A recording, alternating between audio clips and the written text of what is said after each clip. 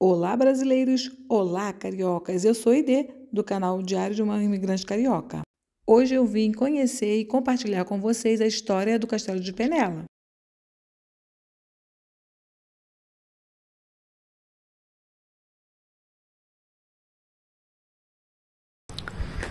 Eu fico imaginando os soldados subindo isso aqui rápido. Ninguém caía, ninguém se machucava. Porque isso aqui é invenção nova, né?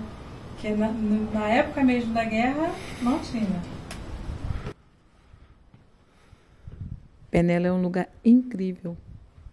É um cantinho cheio de histórias. A vista é maravilhosa.